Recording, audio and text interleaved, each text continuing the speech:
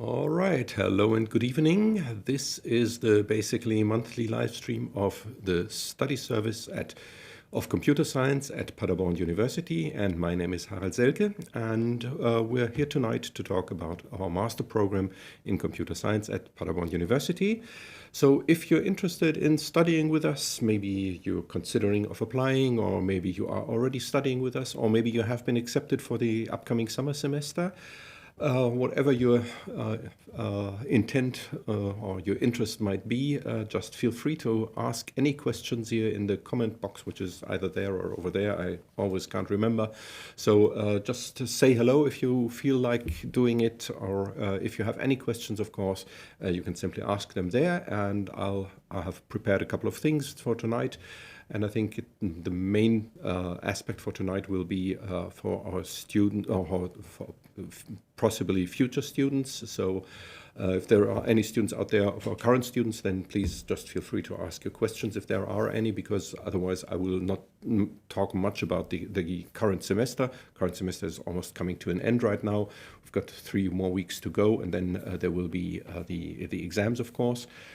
So we'll mainly talk about the upcoming semester already, and not about the semester in particular, but mostly information for students or for people who have been accepted into our master program for the summer semester and are now interested in getting more information on what comes next. That will be the focus of tonight's live stream here. But of course, as always, this is free to your subject to change. So whenever you have any questions, just put them in the comment box, in the chat box right next to this video here, and I'll try to answer your questions there. Just if I'm just on a train of thought, then I will end that thought and comment on that.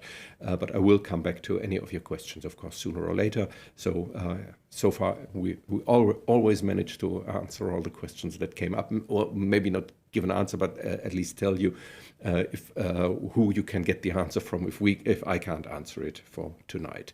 First question is already there. I'll address that in a moment. Just give me a little time to line out the further schedule with what's coming up, because I said this is a basically monthly live stream because there are 2 exceptions.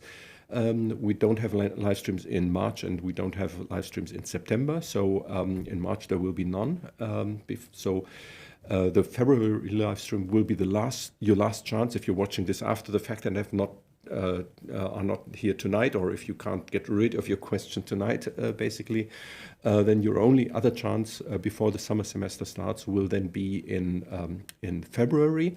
And usually we do these live streams on the 3rd Thursday each month, but in February there will be an exception, and we'll also already be doing it on, I think it's the 12th of February, which is the Thursday, the 2nd Thursday next month. So just keep that in mind. So tonight, and then again on the 12th of February, if I'm not mistaken, that should be the last live stream before the summer semester starts. Speaking about semester times and things like that, semester always starts on the 1st of April and on the 1st of October. So 1st of April for the summer semester, obviously 1st of October for the winter semester, which is the technical start of the semester, but the real start of the semester is always a little different from that, and we'll only start our lectures in, I'll just check it out, the dates, so that I don't tell you any nonsense here. So in the real lectures will then only start on the 13th of April. But if you're planning to come here for the summer semester, then I would strongly recommend to be here earlier than that, because in the week before the semester starts, before lectures start on the 13th of April, we'll already have the welcome days on the 8th and 9th of April. So that's the week before that. That's the week immediately after Easter Monday. So the Easter weekend is 5th and 6th of April. And then on 8th and 9th of April, we will have what we call the welcome days, which is an orientation phase, especially for our master students. It's for German and English-speaking master students, of course, but most of our students are English-speaking, so we'll do everything in English there, just as our complete master program is in English. And there we will give you lots of information about what you need to do or what you can do here if you're studying here with us from the summer semester onwards.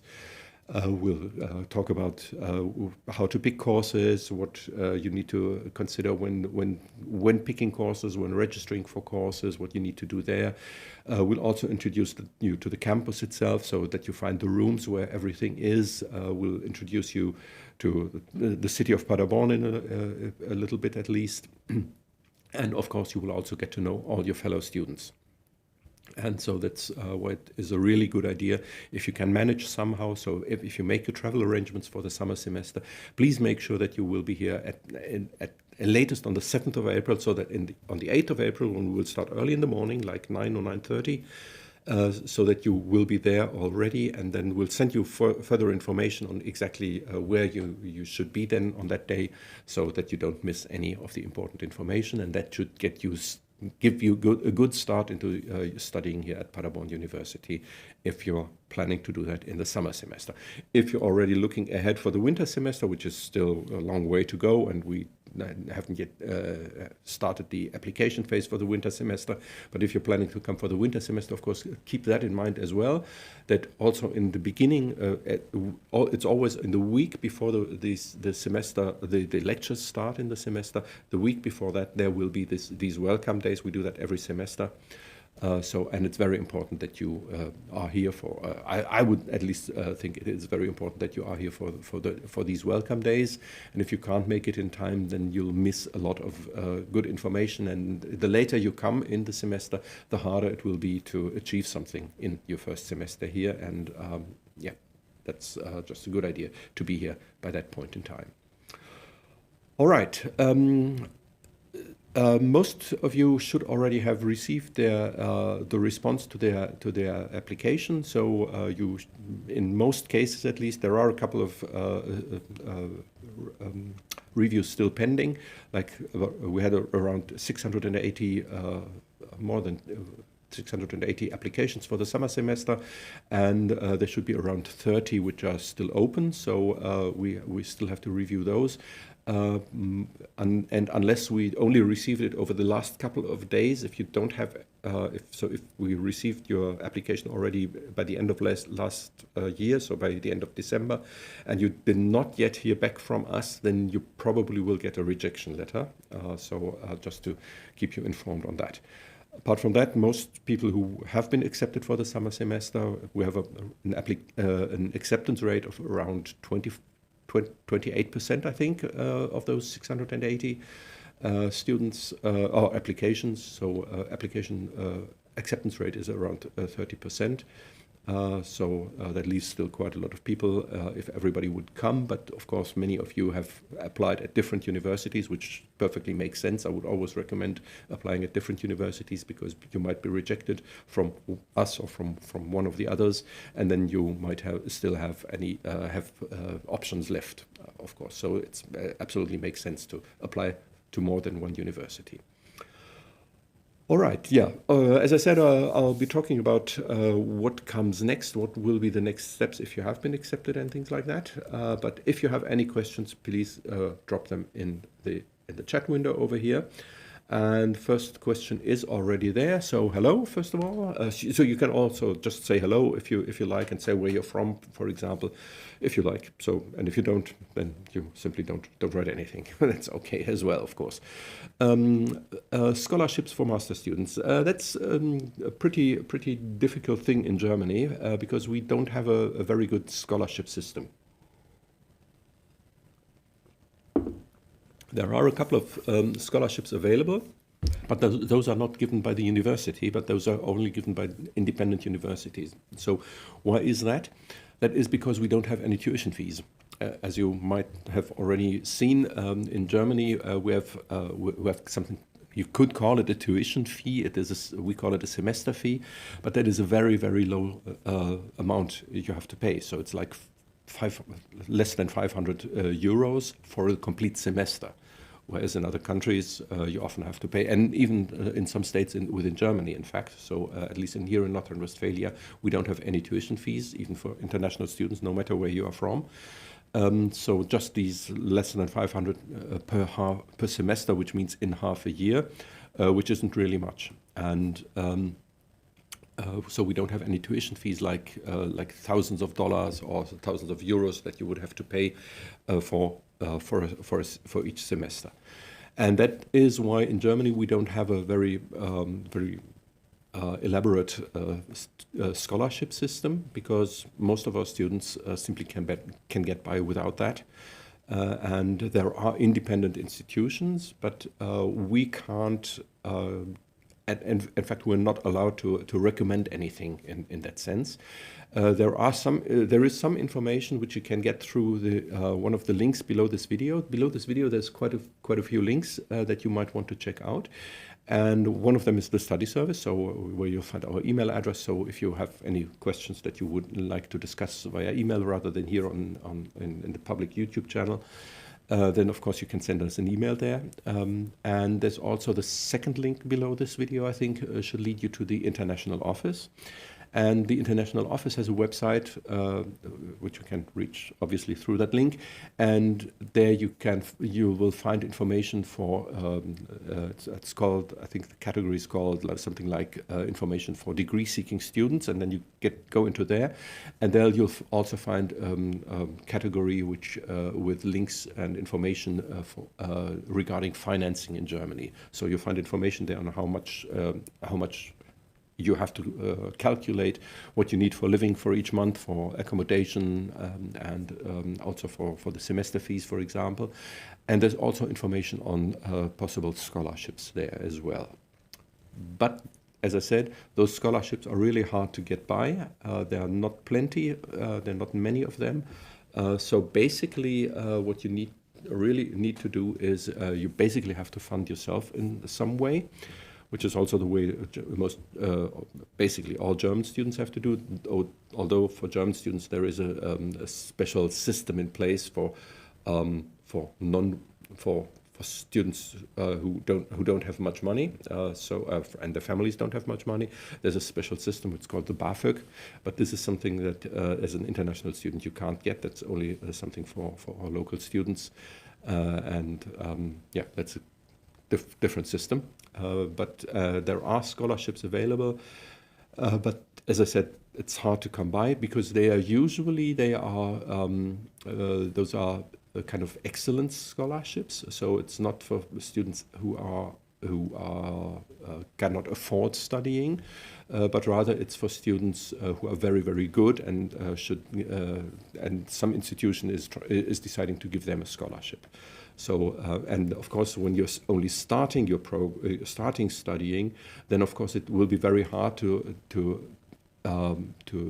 make plausible or to convince the people giving the scholarship that you are a very good student, because basically if you might have a very good bachelor degree from your home university, but so does everybody else. So not everybody, but most of the students we accept into our program, you probably know already if you have applied to our university here, that we have quite strict acceptance criteria, and among those acceptance criteria is that usually you have, unless you have a GRE or a DMAT test certificate, that in all other cases you have to have a very good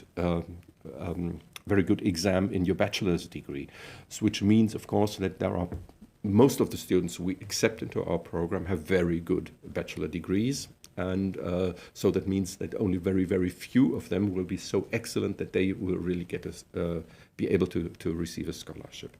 So I'm afraid scholarship is not really something you can bet on that you might get something like that, but rather you have to find different funding possibilities, which basically means you probably have to save up for it before coming to Germany.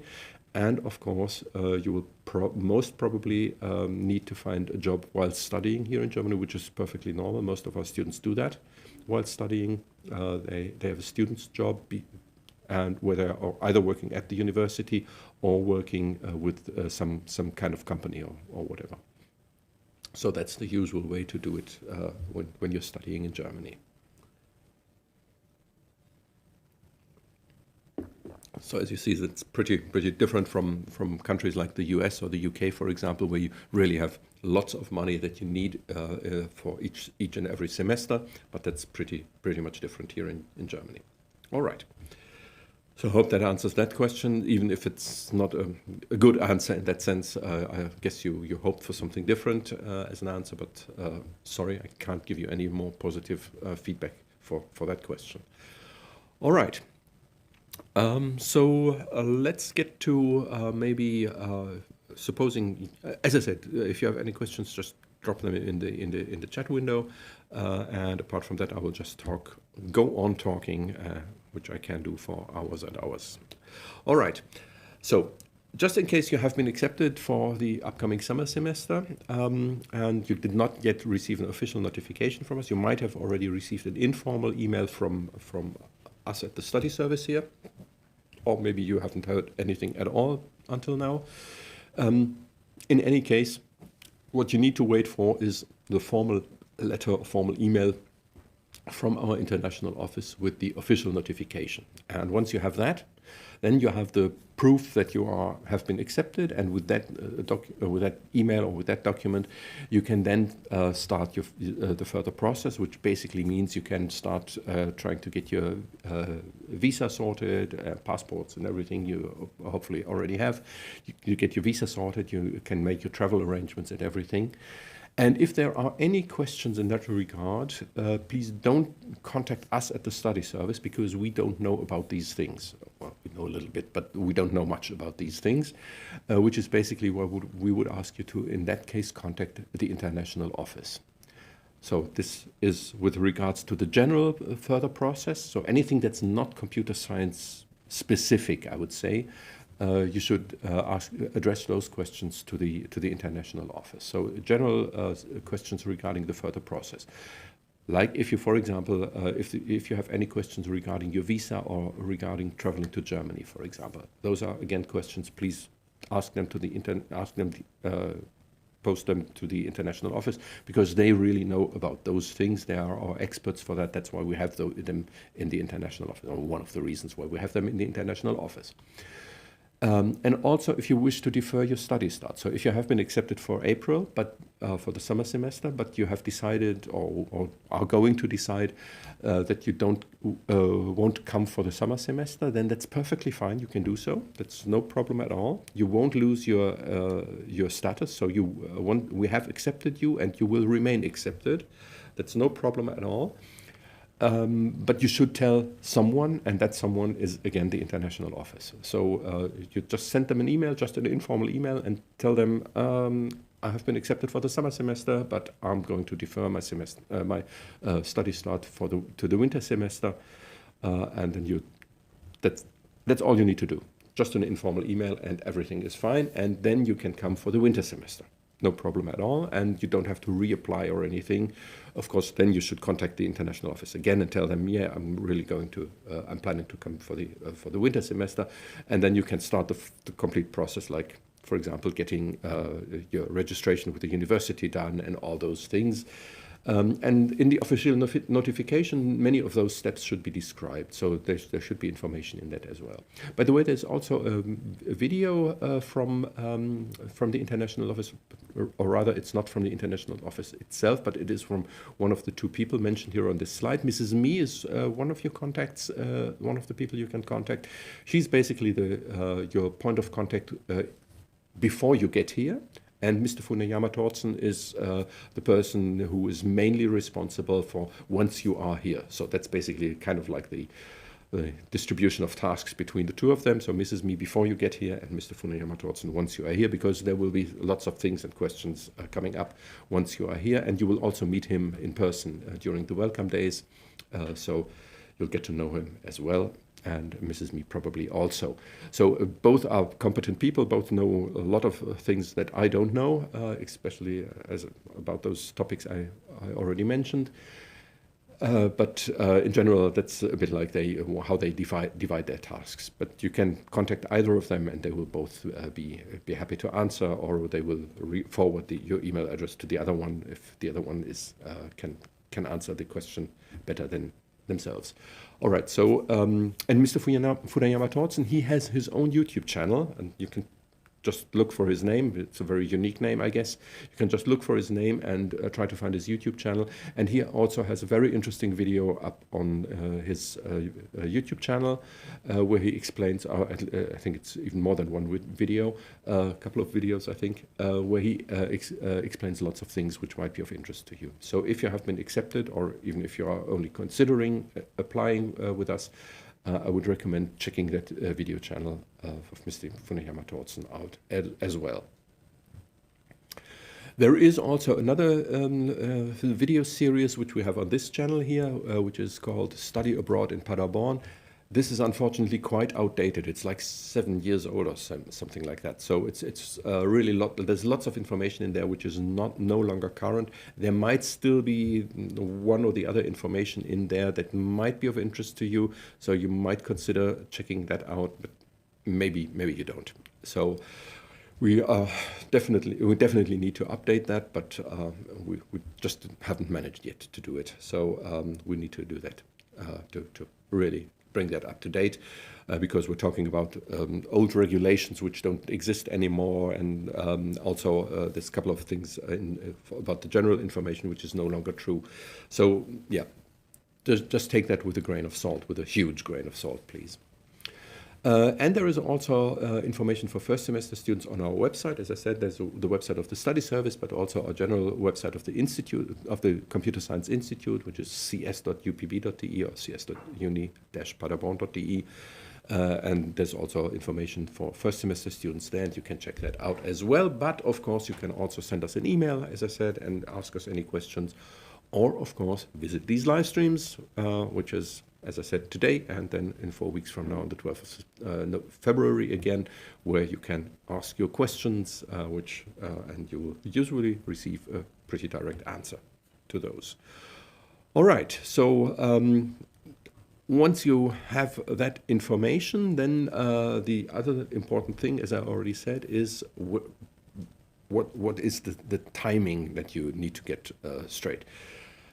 And as I said, the lectures will start on 13th of April, and that should be the absolute latest date when you are here. That's a Monday, and then on that Monday, the first lectures will take place. And usually, you really should be there for the first lecture in any given semester. So that's also true for the upcoming semesters, because in this first lecture, lots of useful information will be given to you, like you'll learn about the contents of the course, but also about the formalities and about the criteria, what you need to do to be allowed into the final exam, because sometimes you can't just go to the exam at the end, but you rather have to do something to be allowed to get your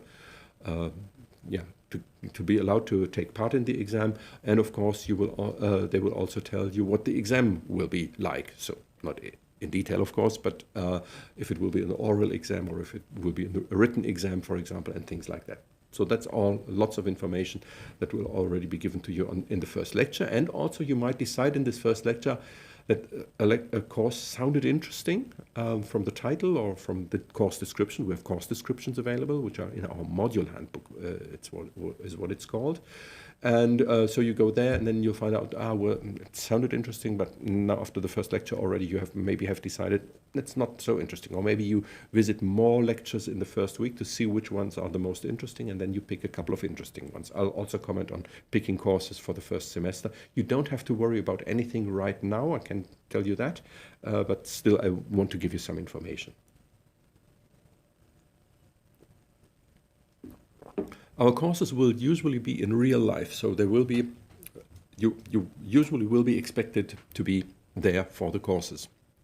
There is no, you don't have to be there. There's nobody checking if you are there for the courses or if you aren't.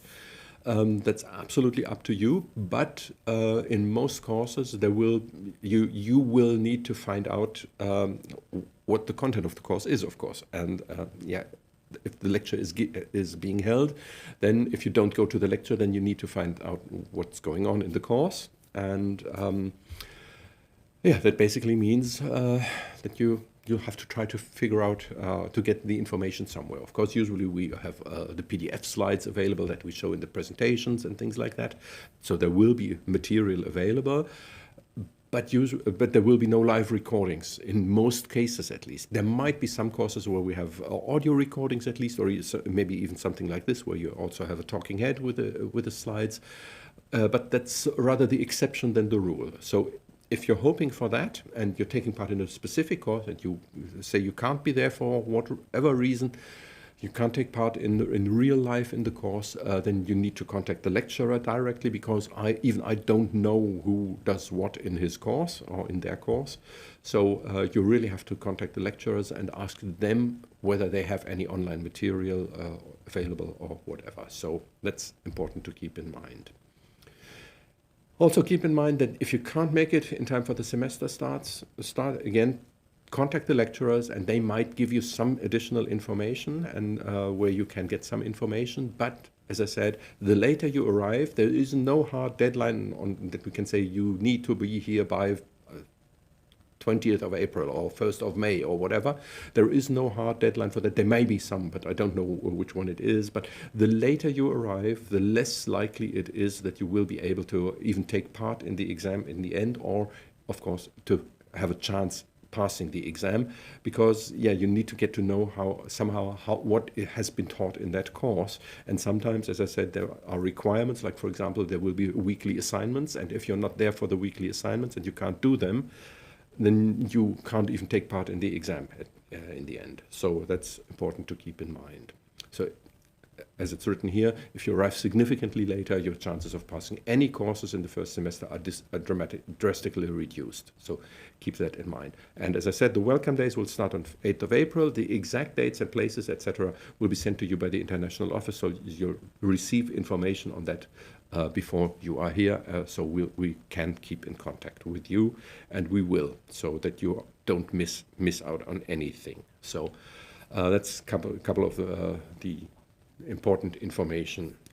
And with that, I'll come back to some of the further questions. Will there be lectures the whole week? Yes. Basically, from Monday to Friday, there will be lectures.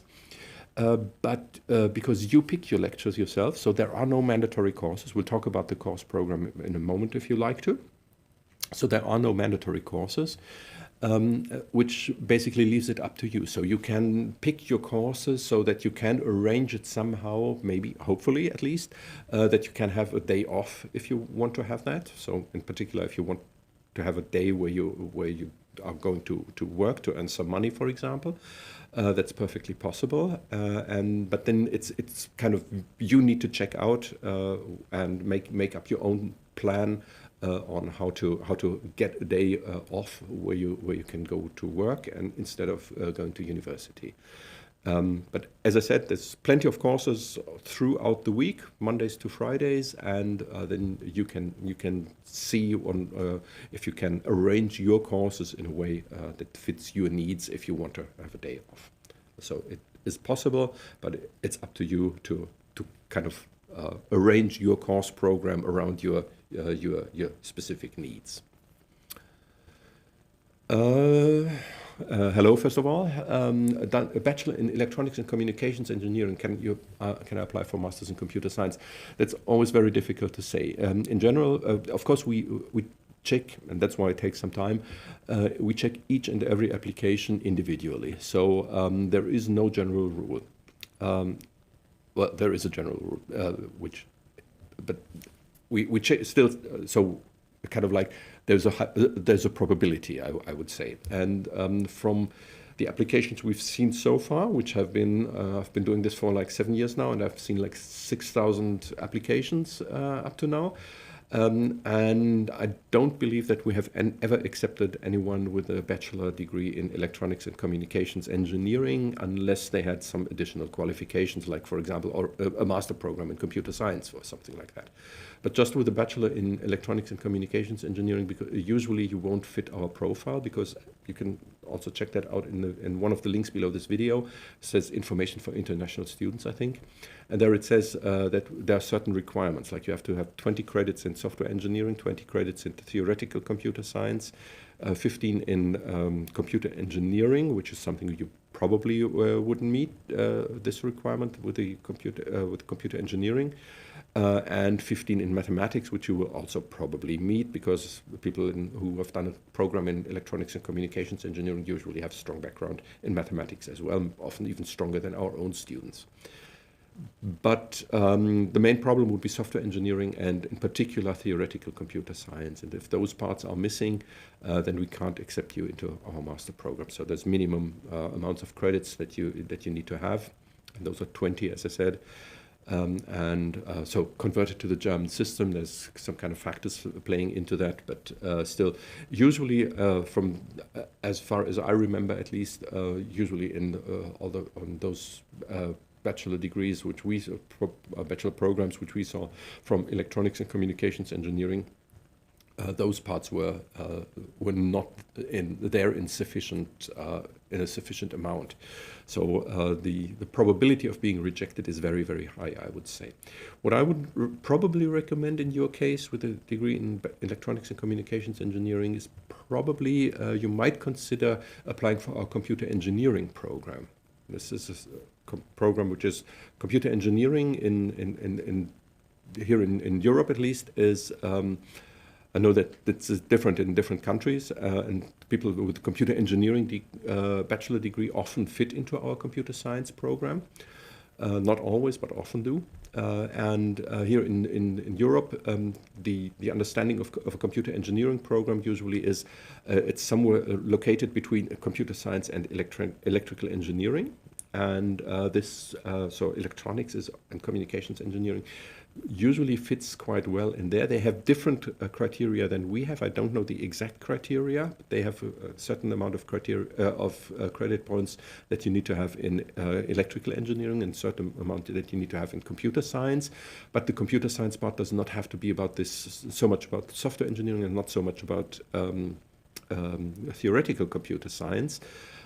You also need mathematics, but as I said, that's probably not the problem with a bachelor in electronics and communications engineering. So I would strongly recommend checking out the website from the computer engineering department here at our university. And also if you're considering applying at other universities, you might also want to check out the computer engineering programs rather than the computer science programs. I guess your chances of getting into one of those should be higher than in a computer science program. So that would be my recommendation. You can still try, of course, to apply for computer science, but at least for our computer science program, I would not hang my hopes too high. So my recommendation would be try have a look at the requirements for computer engineering and try to find out if that is fitting. And you can also contact them via email and ask them. Although we usually don't do any, we simply can't do any preliminary checks of any documents. So don't send any documents, any transcripts from your program, for example, to us without applying. So just send your application, which unfortunately takes some money, but we simply can't do it. As I said, we had more than 680 applications for the summer semester, and if we would also do pre-checks for people who haven't even applied, then we simply wouldn't be able to do that. So unfortunately, it would be nice if we could, but it's simply not feasible for us. We would need a complete team of people who wouldn't do nothing else than do those reviews of transcripts. So unfortunately, we can't do that. All right. Yeah, the self-assessment, hello again. The self-assessment test was created in 2018, so several new modules have been added. Does this test still accurately reflect the current prerequisites? Yes and no, I would say. I keep pushing our professors to update that test, but we have kind of two different kinds of self-assessment tests, and one is a general self-assessment test, which basically is there for you. It's for anyone who hasn't seen it yet. The self-assessment is really a self-assessment, so we never see the results of what you're doing there, and but it's a test where you can take for yourself, and then only you can then check whether you kind of passed it or not. It's just there for you to get an idea whether you meet what we would expect our students to know before taking a specific course or before starting the program. And that's the two kind of different self-assessment tests that we have. The one is really checking your the general qualification for our master program. So it's as I said, it's not a check, it's a self-test, of course, self-assessment. The idea there being we've put together a kind of a test that you can take for yourself, which basically checks whether you have, from your bachelor program, the knowledge that we would expect any bachelor in computer science or starting a master program to have. And that one is still pretty okay, I would say, because the qualifications for the bachelor have not changed that much over the last 7-8 years. So that would still be okay. Then there is, and then we have a different kind of a series of self-assessments, and those are specific to different courses. And the idea there is that once you are here and are planning to take a specific course, that if there is a self-assessment for that course, that you can check whether you meet the requirements of that specific course. So that's not about the getting into the master program in general, but rather because, say, for example, there might be a course on something in machine learning or in data science, and they say, yeah, okay, if someone's going to take a master course in machine learning or data science, there should at least be some knowledge about, if not on machine learning itself, but there should at least be some knowledge about statistics or something like that. And this is something then that they would then check specifically for that course. Again, that's also just a self-assessment. We won't ever see the results of that. But it should give you an idea if that specific course is good for you. And those are unfortunately very much outdated in many cases. As you just point out here, many new modules have been added and they don't have any self-assessment test at all, unfortunately. And there are some where we have self-assessments, but the modules don't exist anymore. So the modules or courses is basically the same thing for our purposes here for tonight. The courses don't exist anymore, and also the courses might have different content now than they had 8 years ago. So yeah, I'm pushing our professors to update those self-assessments, but unfortunately, it's something which is not there's no requirement for them to do it, and so I don't have any buttons that I can push to make them do it. So unfortunately, we're quite outdated there. But as I said, the general self-assessment for getting into the for the general knowledge from the bachelor's degree that should be there, I think that one is still pretty okay. So I would definitely recommend taking that if you have the time to do it. That would be a good idea, I guess. All right. Yeah. Okay. Hopefully that was helpful. As I said, I guess your chances would really be better for the computer engineering program than for the computer science program. By the way, there's one thing I should also mention, and in particular, this is also true for people who have studied something like computer science or computer science and engineering or something like that. So, who believe that they might still fit into into our computer science program. One of the major problems, one of the major problems, or of the crucial aspects, I would say, is the understanding of what is theoretical computer science. So just take a look into the Wikipedia, for example, to check out what theoretical computer science is. Their definition there is pretty spot on.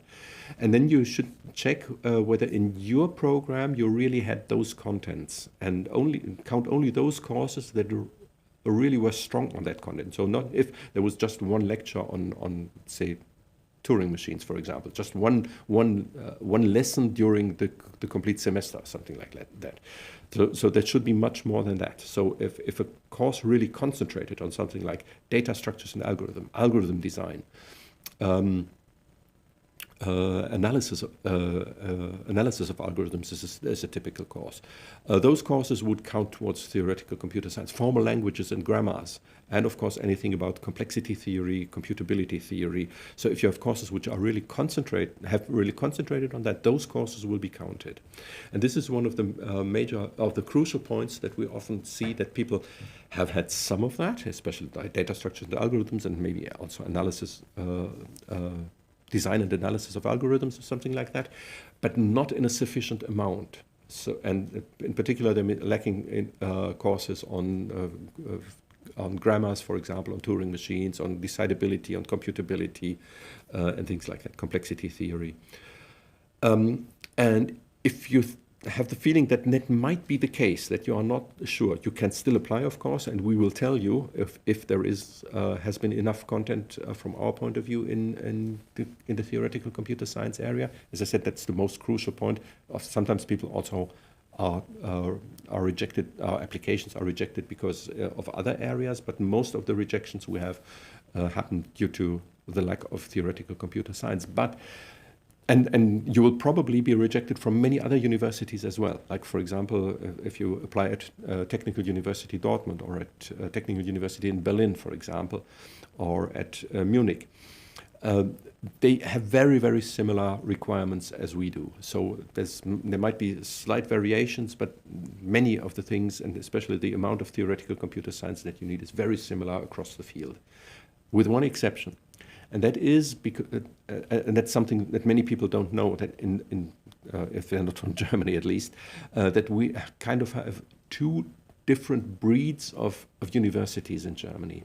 We have, on the one hand, we have the kind of normal universities, like Paderborn University, and then, which just has the name Paderborn University, so the name of the place and the name university. Sometimes they also have more complicated names, like, for example, Bonn University. They have a more complicated name because they bear the name of some person, as you probably know from your own university as well. But there is a different breed of universities, and those are the universities of applied sciences. And those universities, as the name suggests, they're more towards applied sciences. So they're also scientific institutions, but they're more geared towards the application side. And that means that they usually have less strict requirements on theoretical computer science. So if you are in doubt with your transcript, whether you really fit the requirements in theoretical computer science, then I would strongly recommend also adding at least one, maybe a few universities, or maybe only universities, of applied science to your UniAssist portfolio, because probably you'll have to apply through UniAssist. There's some universities who do it without UniAssist, but most universities, the applications go through UniAssist, link below this video. I would strongly recommend also applying, if you are in doubt whether your theoretical computer science is kind of enough, if there is enough background in theoretical computer science, then you should always add at least one, probably more, or even only universities of applied sciences. You can get a master's degree from them. You can. It's just a normal master's degree. It's just a little different, and they are putting less emphasis on the theoretical side of things. What makes things confusing now is, because I just mentioned, on the one hand, there's the universities like Paderborn University or Bonn University, which is called Friedrich Wilhelms University, Bonn, okay, and you have the University of Cologne, or Cologne University, for example, or Hamburg University. And then there's the universities of applied sciences. And then where things get complicated is that we also have universities which call themselves Technische Universität, Technical University, like TU Berlin, TU Dortmund, or even more complicated, RWTH Aachen, RWTH Aachen, Rheinisch-Westfälische Technische Hochschule Aachen. And that's where things get really complicated, because all of those three I just mentioned, they are also all, and Technical University in Munich, for example, all four of them, they are normal universities. They're not universities of applied sciences. But there is, for example, Technische Hochschule, as I just mentioned, Technische Hochschule Aachen, RWTH, RWTH Aachen. And there's also the TH, the TH, OWL, Technische Hochschule Ostwestfalen-Lippe, which on the other hand is a university of applied sciences. So it's really difficult sometimes to find out whether a university is a real university or a university of applied science. Real, really in big quotes, because the others, as I mentioned, are also real universities, of course.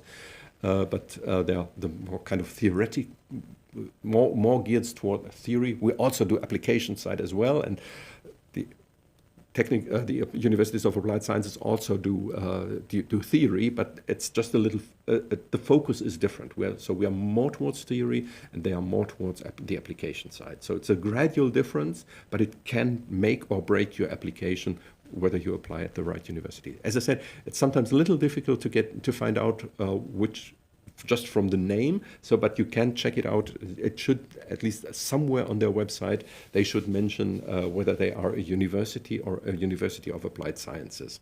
But as I said, it's sometimes difficult to find out. Paderborn University, I can guarantee you, is a real university in that sense, not a university of applied sciences. As I said, real with huge quotes. Otherwise, I will get beaten up by my colleagues from the universities of applied sciences, and they will tell me, well, we are real universities too. Yes, of course they are. Okay, just as a side note. All right, so very important. So I would strongly recommend, if you still want to go into computer science, not into computer engineering, that might also be an alternative. But as I said, maybe computer engineering is your the better path to go for you. All right, would apply for that in winter semester this year? Yeah, that's absolutely fine, of course. I always thought applications for the winter semester were already open, but just yesterday somebody contacted me and said it's not yet open. It should be open, I think, at latest by mid of April, 15th of April, or something like that. And then the application phase runs through to 31st of May. So by that time, most of your data or your documents should be there with the UniAssist. And if you are not sure, or if you have certain documents that you can't submit by 31st of May, then you should definitely contact UniAssist. Only mention that you can contact us and contact our international office. But in this case, of course, you need to submit your documents to UniAssist, and then you should contact them and ask them until when. So what the latest point in time is when you have to submit which documents. Keep in mind that you might need an English language certificate. English language certificate is required for everybody, first of all for everybody, with few exceptions. And those exceptions are if the country first of all, of course, your medium of instruction in your bachelor's degree must have been English. And second of all, English must be an official language in your country. So for example, for India, that is true. So for India, you don't need an English language certificate. For Pakistan, I'm not sure. I'm not really sure what exactly the situation is. For Bangladesh, for example, I'm pretty sure English is not an official language. So even if your medium of instruction was English in your bachelor's degree, you still need an English language certificate. Same goes for African countries, for example. There are certain countries like Nigeria, for example, where everything from school up is in English, and you obviously don't need an English certificate then if your bachelor's degree was in English, which is usually the case in Nigeria. But if you are from Cameroon, for example, things are different because English is not an official language there, and maybe at your university, the medium of instruction was French, probably. Same goes for Canada, by the way. So if you are from Quebec, and if you studied in Quebec, then English still is an English language, is an official language of the country, obviously. But if your medium of instruction at your university in Quebec was French, then you still have to submit an English language certificate. On the website, as I said, information for international students below this video, you'll find lots of information about what kinds of, we accept so many different kinds like IELTS, CA, Cambridge certificates, CAE. Just make sure that you pick the right certificates there, because they sometimes have different grade levels of certificates, and you always need the academic ones. Of course, we accept TOEFL with always certain degree, certain minimum results that you need to achieve. We even accept Duolingo, for example. So there's lots of different variations that you can do, but they're all listed on our website. The second important thing is that in general, you need a GRE or a DMAT certificate. The GMAT is not well known, but there's, again, a link below this video. The GRE is probably better known, and it is more expensive than the DMAT, but the DMAT is only accepted at very, very few universities so far, because it's a brand new test. It's been developed like 2 years ago, and there's only very few universities. We are one of them, kind of pioneering this test, and we accept that, of course.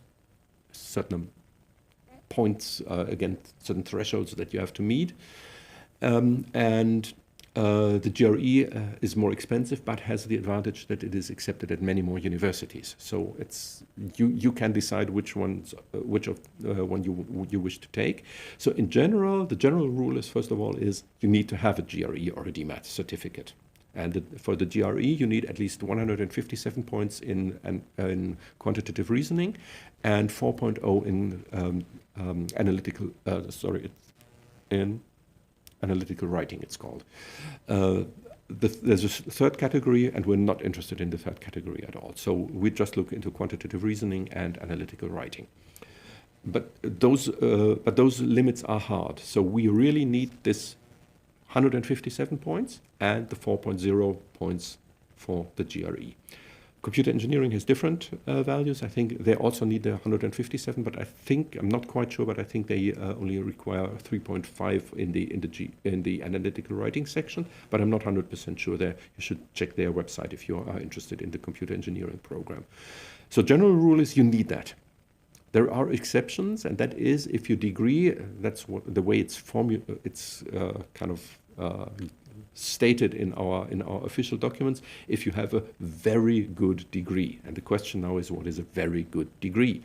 A very good degree in the German system means one which is better than 1.5. We have relaxed that a little bit, and we accept anything up to 1.8, but not including 1.8. So you need to be better than 1.8 on the German grading system. So exactly 1.8 would mean you need a GRE. Any value below 1.8 is good to go without a GRE, because in Germany everything is upside down as compared to most other countries. In Germany, the best grade is a lower number. So the lower the number, the better your grade. So 1.0 would be the best grade you can get. 1.8 is from 1.8 onwards, so until 1.799999, you don't need a GRE. From 1.8 onwards, you will need a GRE. I'm not sure about exactly what I said about computer engineering. They have changed the rules there, I think. So really make sure to check out their website before applying for the GRE, because in fact, that is why most of the applications that we reject, like more than 250 of the 680 applications, we rejected simply because they would have had to send a GRE or a DMAT certificate and they didn't. Or the one they did send did not meet the requirements of 157 and 4.0 in the two categories respectively. So just keep that in mind. That's that you really need that, and there's no exception that we can make. So that we can make. So you really need to have that. So you probably ask yourself, and how do I know what my grade in the German system is? Well, the good thing is there's something called the Bavarian formula, and that is a thing where you can calculate your grade, and I'll just try to find it on my slides. I've got it somewhere here. Just a second, please. Bear with me for a moment. If I can find it, and for some reason I can't find it. Help, help, help. Still looking for it. I hope I can find it somewhere. It should be here. I don't find it.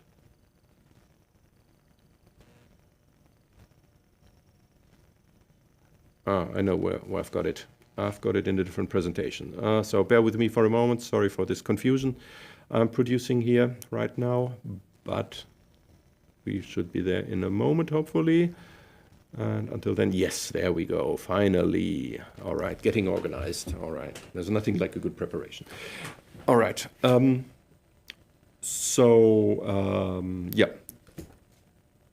This is... there's the link. The link should also be below this video, I think, where you can. There's a form on. It's an interactive website, and there's a form there, and you can simply enter your grades in there. And there's three values that you need to enter, because sometimes we get questions like, "I have a degree of 7.6 at my university. Do I need a GRE?" And the only answer we can give then is maybe, because we don't know just from that one number. because the information we need is more than that, and those are the three first rows in this table that you can see here. You need to enter the maximum grade of your that was achievable at your university. That might be something like 4, or it might be 10, or it might be 3,560, or whatever. Today I had someone who had 7 as a maximum, for example. And then you need to know, or need to enter into that form, what is the minimum passing grade at your university. Because again, like for example, if your university had degrees from up to 10, and at your university it might be that 5 was the minimum grade for passing. Maybe it was 4, maybe it was 4.5, maybe it was 6, maybe it was 3.5, whatever. And the person, for example, today that I had to review today, the maximum number, as I said, was 7, and the minimum number for passing was 4. Okay, and then you need to enter your overall grade, so your CGPA basically. And so, if we just take the one here right next to me, at that university, for example, the maximum was 10, and then the minimum passing grade was 4, and that person had a 9.06, and then the webpage tells you that is 1.470 in the German system. And as I said, as long as that value that is calculated there is really below 1.8, not equal to 1.8, but less than 1.8, so 1.7999999 or less, then you're good to go without a GRE. So this person here with a 1.470 obviously doesn't need a GRE. The other 3 people in this example here would need a GRE, or DMAT, of course. So just keep that in mind, because we have to throw out so many applications just because the GRE is missing. So just make sure that you really properly read the requirements as listed on our website, because there you'll find all the information and that tells you exactly. Oops, wrong button. Tells you exactly what. If you need a GRE or if you don't. So just calculate your degree there.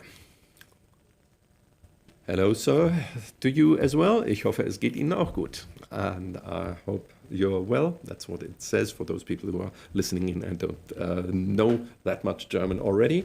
By the way, you don't need any German language knowledge in order to study here with us. Of course, we do recommend learning German. If you haven't done it before, you can come to us. Then you can do it within your master program.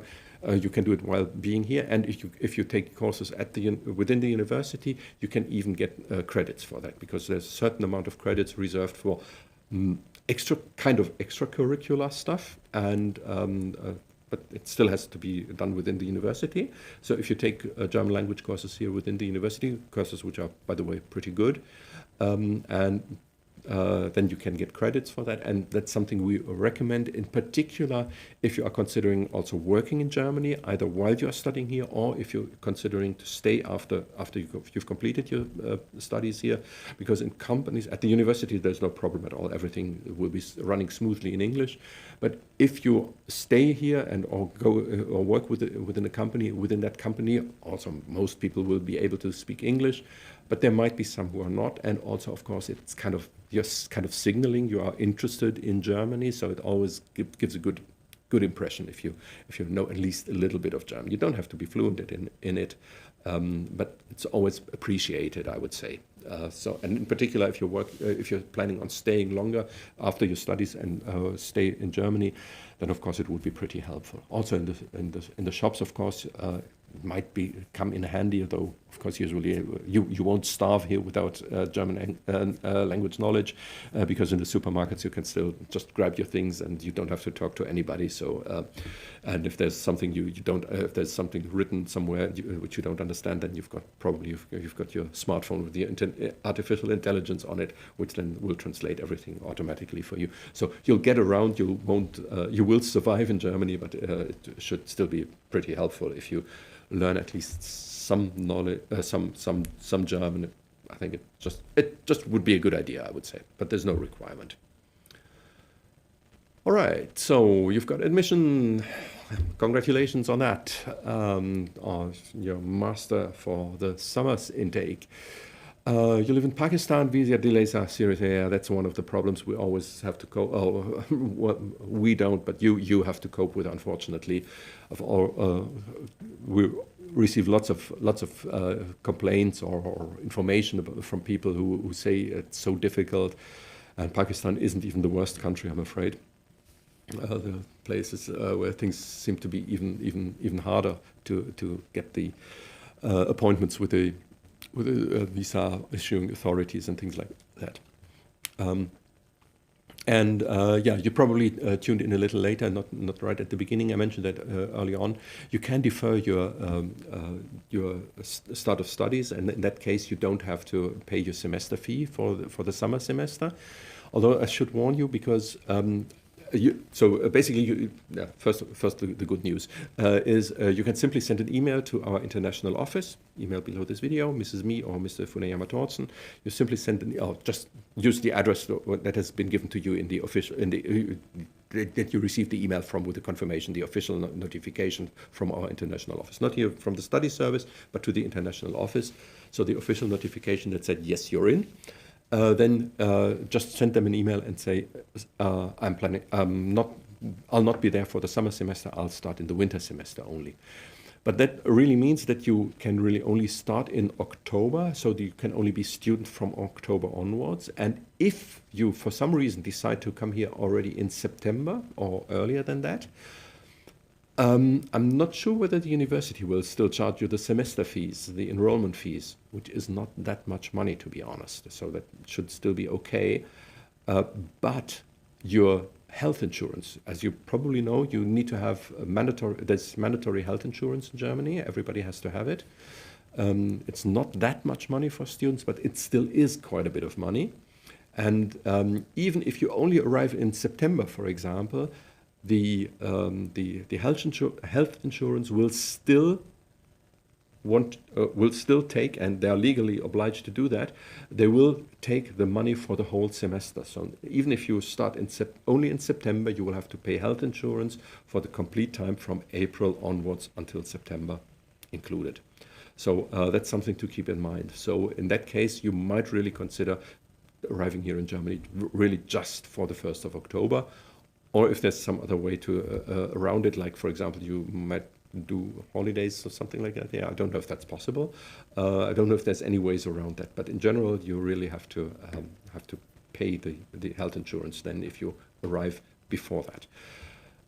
Yeah. So, but if you're planning to defer to the winter semester, then make sure that you are really here by the beginning of October, because, as I said, we have the welcome days, and they will be probably the first week of October. I don't have the dates handy yet, but there will be some point in time when the lectures start in October, and the week before that might be something like around 5th or 6th of October. That would probably be when whatever the Wednesday and Thursday in that week is, that will be when the welcome days will take place. So it would be a good idea to be here by then or before then, I would say. So make sure if you come for the winter semester, ideally you're here exactly on the 1st of October or on the 2nd of October.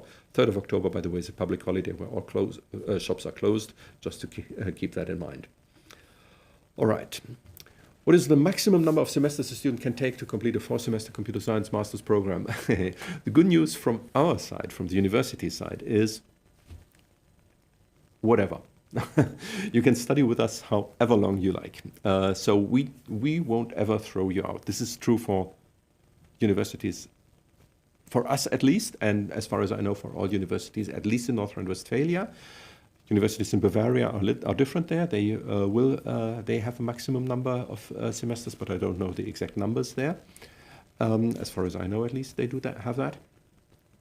With us, you can stay as long as you like, from our point of view.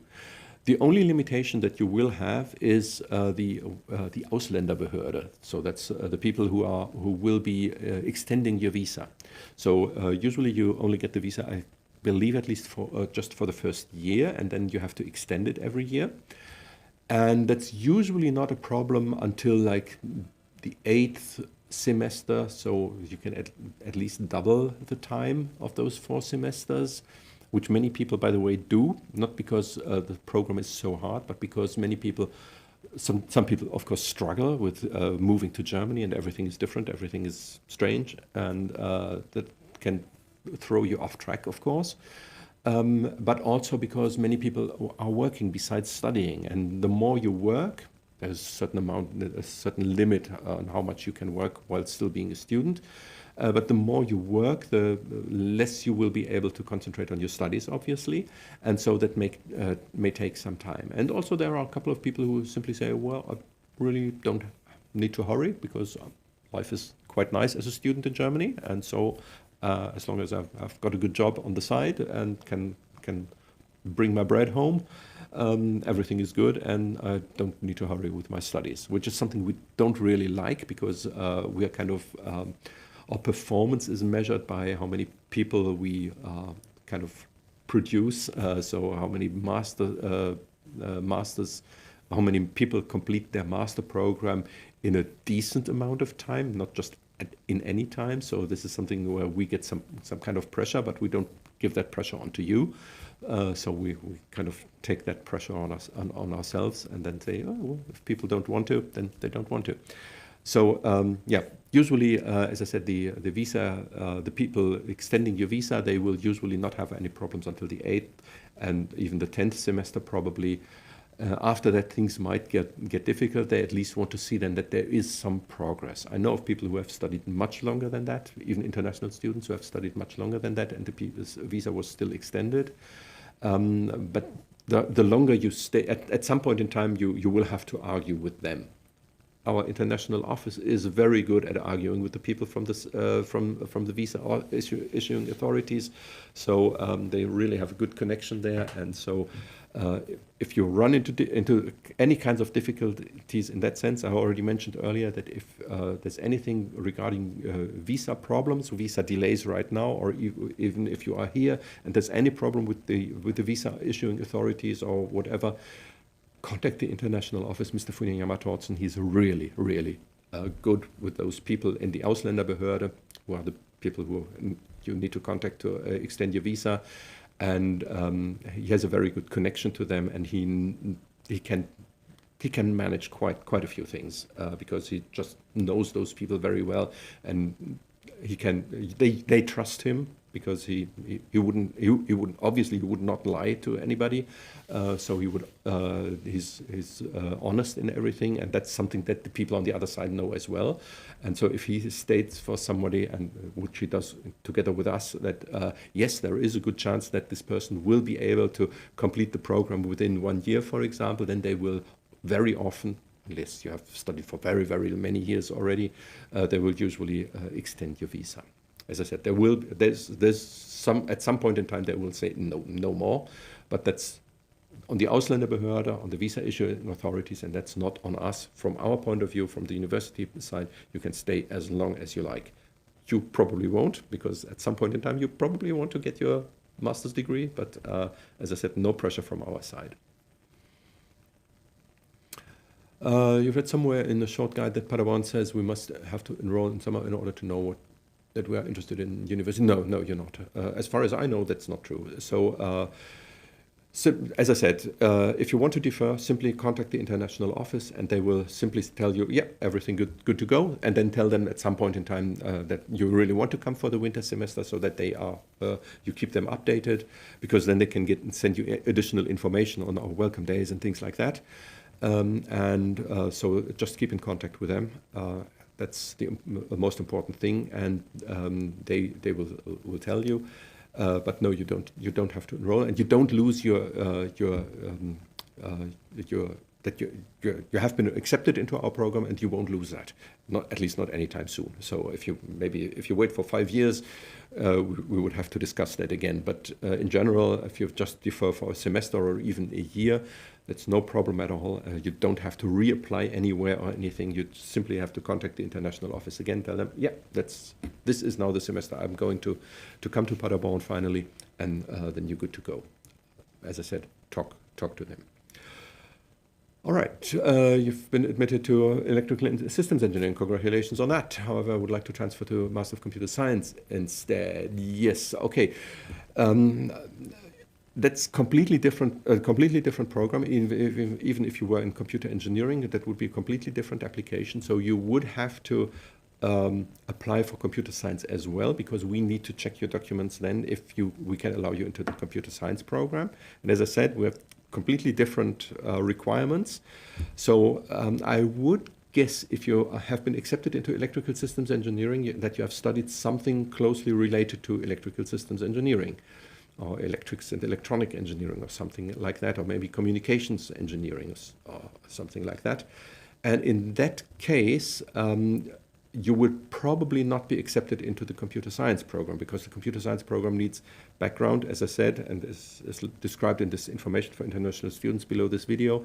You need to have a background in theoretical computer science, in software engineering, in computer engineering, which you might have with a background that makes you has you qualified for electrical systems engineering, and mathematics, which you also probably have, because people who do electrical engineering usually have much more mathematics knowledge than our computer science students have. But software engineering and theoretical computer science, those would be the two crucial aspects. And also, of course, their criteria for whether you need a GRE or a DMAT certificate, for example, or things like that. They might be different from ours. Even their language requirements might be different than ours. So that's why we would need to check your application as well. If you want to do that before you come here, if you are not yet studying here with us, there's probably no way, I would say, that you can still be accepted for a computer science program, even if you would be eligible. It would be probably hard to get that for April. Once you are here, you can contact the international office. Even so, you should contact our international office and ask them what the exact process is. But if you start with electrical systems engineering here in April, and then you are already studying here, and then you wish to switch over, then again you need to contact the international office, and they will tell you which documents exactly you need, and you will then, of course, we will then need to check whether you meet the requirements of our program. But as I said, I would have serious doubts that you will meet our requirements if you have been accepted into electrical systems engineering, because those programs are so far apart. Maybe I'm wrong, so you can try, but I would not. I'm very, very skeptical here in this regard.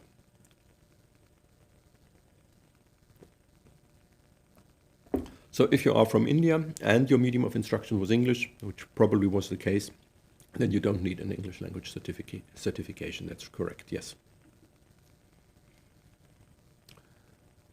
All right, I have 1 year work experience with AI/ML and thought it would be enough to show. No, unfortunately not. Unfortunately, work experience is something we do not take into account at all. The only thing we really take into account is your academic qualification, so which means only those things that you did at a university.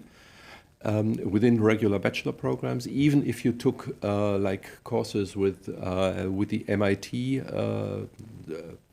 but which were not part of a regular bachelor program at your university, we would not even count an MIT course in any way. So it really needs to have been part of your bachelor program. Or a master program, of course. So if you had in addition to your bachelor program, you already had a master in artificial intelligence or machine learning, then of course we would also accept your, probably at least. We still need to check whether there is enough theoretical computer science, for example. But that would still be a requirement. And unfortunately, work experience is really something we do not look into at all. That might be different at other universities if you apply somewhere else, but here, at least in our program and in our university, in our computer science program, we definitely don't even take a look at any work experience. So we really only take into account academic achievements within regular bachelor or master programs, which you must have completed. So even if you started a master program and did some courses there, we would not even recognize those courses, only if you really have completed that program. Need to show health insurance proof as one of the documents, or the digital notification is enough to send by the expatriate. I'm not sure about that. This is one of the questions that I would strongly recommend asking the international office, because as I said, all those questions that are not computer science specific, you should please address to Mrs. Me or Mr. Funayama Tortzen at the international office, link below this video. Because they know about all of those things.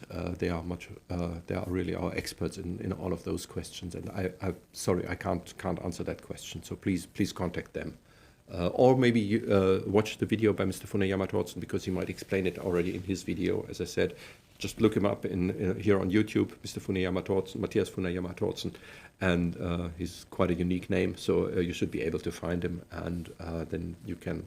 Maybe he mentioned something in his video already. You'll be in Paderborn in March to start with your master's program. That's great. You have already applied for a dormitory, but there's no guarantee of getting a room there. Yes, that's one of the problems, accommodation problems. So my strong recommendation, and you already did the right thing, of course, here, is that as soon as you've got the notification that you have been accepted, apply for a dormitory. And even if you're not yet sure if you really want to come to Paderborn or pick another university, which of course you don't want to, so if you consider coming to Paderborn, just apply for the dormitory, because it's easy to say, well, I'll cancel my application. That's very easy, and everybody will be happy, because then somebody else will move in. So just to do it timely, of course. So as soon as you have decided not to come to Paderborn, or if you have found other accommodation that you would prefer over the dormitories, then of course just tell the Studierendenwerk as soon as possible, so that they know they can give that room to somebody else. So do it, as I said, apply as early as you can. Really, unfortunately, we are legally not allowed to give any hints to any other accommodation services, not even to search engines for accommodations, because that would be somehow, we did in the past, not we, but the international office did that in the past, but they are legally not allowed to do that anymore, because it kind of skews the competition or something like that. I don't know, for some strange reason.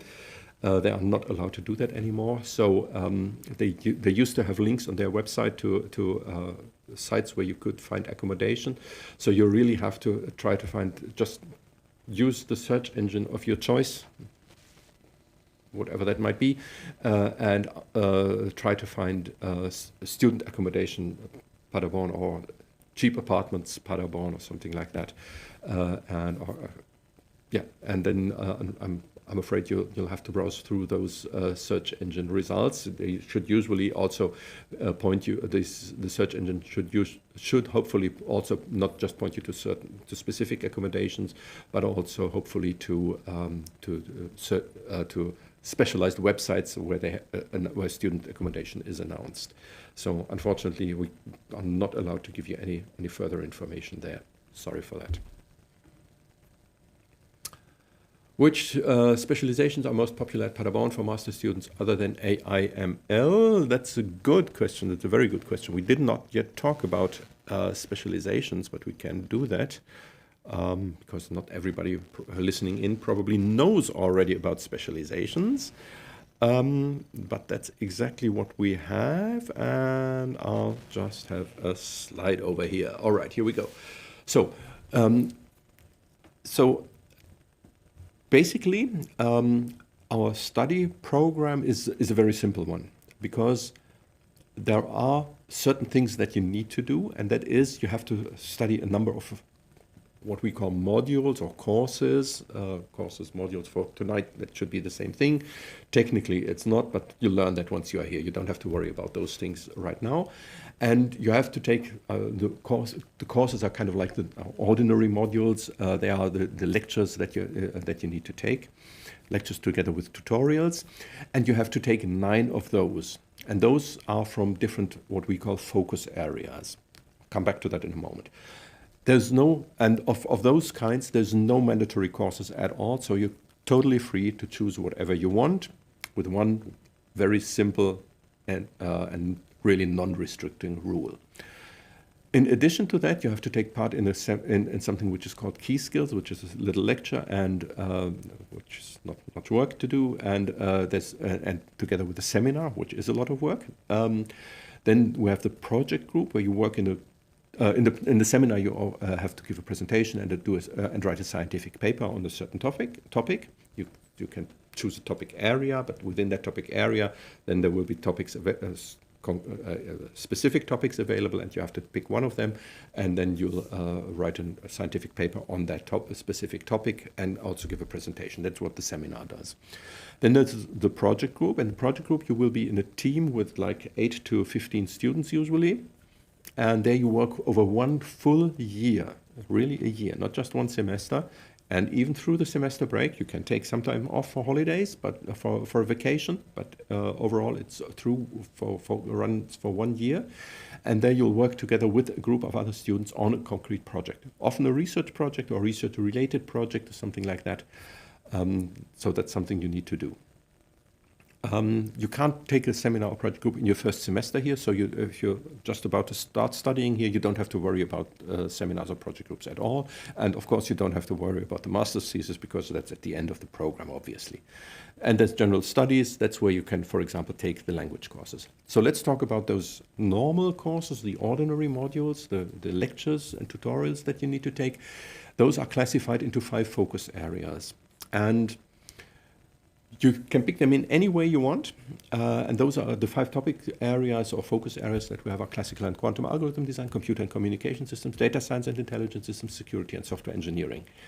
And I guess they are, so yeah, it depends very much on your personal interest, what you are interested in. So because the question was, what are the most popular ones? I would say data science and intelligence systems, security and software engineering are currently the most popular ones.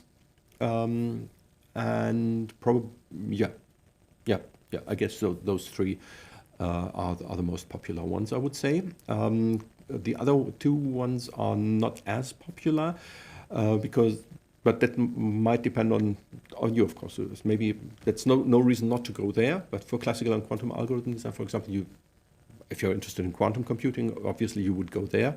If you're interested in high-performance computing, for example, you would go into computer and communication systems. So there's interesting topics within those areas as well, but it's somehow many people concentrate around the other areas. So as I said, you need to take 9 ordinary courses, 9 ordinary modules, 9 courses, 9 lectures and tutorials from those 5 areas. And you can't take all 9 from just one area, so one must be from a different area, but all the other 8 may be from the same area. So you could say, I'll do 8 in data science and intelligence systems and 1 in security, for example. But you can also take 2 from each of them. Well, then you've got 10 modules, which you already also can do, of course. You can study more than 9 modules if you wish to. So let's say, for the sake of simplicity, if you just want to study the 9 modules, the minimum you need to do, then you take from 4 of those areas, you take 2 courses each and 1 from another area. And the only thing you would lose in that case, if you do it exactly in this way, would be that you, at the end, you receive just a master's degree, you're just Master of Computer Science. But if you write your master's thesis in an area where you have at least 3 modules completed, like say, for example, you have 3 courses in security completed, and then you write also your master's thesis in security, then you'll receive at the end a certificate, your Master of Computer Science with a specialization in security. But you don't have to decide which area you want, or which of these focus areas you want to specialize in, or if you want to specialize at all. You can decide that on the fly.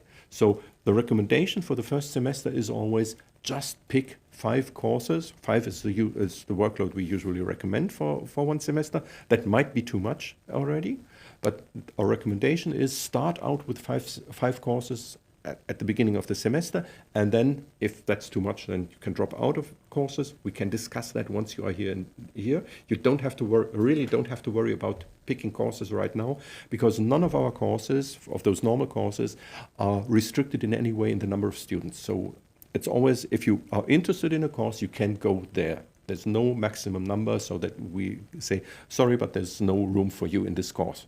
So You don't have to worry about picking any courses right now. Of course, you can take a look at our course catalog, which will be published next week, I think. So from next week onwards, you would be able to see which courses will be offered in the summer semester. And then there's the module handbook, which you also can find through our website, link below this video, where you can find more detailed course descriptions so that you don't just see the title of the course, but also some more information. But as I said, you don't have to. So it might, if you just for peace of mind, if you want to take a look what's available, of course you can take a look then, but you don't have to pick courses right now. And in fact, you can't, because you are not yet student at our university, so you can't really register for the courses, and you don't have to. So that's something we will do with you together with you in the welcome days. That's where we can discuss your program. There will be support available. We have a mentor who will be there with you, an international student herself, who will be there for you, not just in the beginning, not just in the welcome days, but throughout your study program. There will always be someone you can contact, who's a peer of you, so someone who's also studying in the master program here. So there's no, so you can really talk to them. And you can also, of course, talk to us and also talk to your professors. Everybody is very approachable here. This might be different from what you're used in your home country or at your home university. You can talk to every professor here. That's absolutely normal. There's no need to be shy about that, and you don't have to worry that somebody might think badly of you because you have a question. That's absolutely not the case. In Germany, the culture is quite different in that sense. We usually appreciate when people ask questions because it shows that you are interested. So, as I said, no need to be shy about asking questions. So you have to you can focus on one of those areas, but you can also, like for example, study, like as I said, you can, if it's 9 modules, you could study 3 modules from computer and communication systems, 3 from data science and intelligence systems, 3 from software engineering, and then write your master's thesis in one of them. And once you register your master's thesis and you pick your master's thesis, for example, then in computer and communication systems, then that would be your specialization, which would then be printed on your final certificate. Or if you do it in a different area, then, as I said, you're just a master of computer science without a specialization, which is also fine. So absolutely your choice. And basically the master program, this master program is really, you decide what you want to have your master look like. That's basically our idea here at Paderborn University. All right, hope that answers this question, at least to a certain degree. And as I said, no need to worry about right now. You can specialize whenever you want, or even if you don't want to, you don't have to specialize at all. And you can switch, because you don't have to tell anybody whether or where you want to specialize. It's just something that you make up in your mind. And if at some point in time you decide, well, I thought I would want to go into data science and intelligent systems, and now after some time you decide, oh, well, so computer and communication system, all this high performance computing stuff, and all embedded systems and things like that. Quite interesting. I didn't think that before I started here at Paderborn University, but now that I took 1 or 2 courses in that area, I thought, well, that might also be something. And then you take another course in the next semester, and the third one in the third semester, for example, and then you already have you can already specialize in that area because you have 3 modules completed there. So no problem at all. So of course, if you already have an idea, then you might want to pick your courses from that. But in general, I would say just pick 5 courses that sound interesting to you from the course description, not just from the title, but also from the course description in our module handbook. All right. You'll be joining the university in the summer semester. For accommodation, any website yesterday? Just to answer that question a couple of minutes ago, probably this question came before I answered it. Unfortunately, we can't give any recommendations, so you really just have to use search engines, because we're legally not allowed to give any recommendations, not even on websites where they announce accommodation, because those websites earn money as well, and so we would kind of skew the competition there and whatnot. I don't know the exact reasons. All I know is that we are technically not allowed to give any recommendations to any websites, unfortunately. All right. There's peer mentoring for women who want to pursue a PhD after their masters. Yes, there is. In fact, that's correct, because in Germany, this is something that might be different in your country depending on where you're from. In Germany, there's very in the bachelor program we have a very rather low amount of female students, and this also carries through to the master in a way. In the master program, it's not as much of a problem. Yeah, I would say not that much of a problem, because the international students usually have a higher. There's more women from other country coming into our master program than from our own program. Unfortunately, or fortunately, maybe, whatever. There was, by the way, there's some quite an interesting development has taken place that over the last year, I'd say, last year or so, the percentage of applications from women really went down. I don't know what the reason for that might be. No clue at all, no idea at all. But we had something like 30 to 35% of women of applications came from women, and now we're down to like 25 or so. And also for the first time ever, we have the acceptance rate into our program was exactly the same for men and women. So far, always we accepted percentage-wise more women than men. It's quite an interesting development. I don't have any clue why that is the case, and it might just be something one-off development, and it might not be a thing, but I really don't know. But yes, and that's traditionally why in Germany we in large parts of Europe, I believe, in fact, there is we still try to encourage women to get into not just into studying, but also into science, and go on with a PhD, for example. And that's why we're offering that. German language isn't.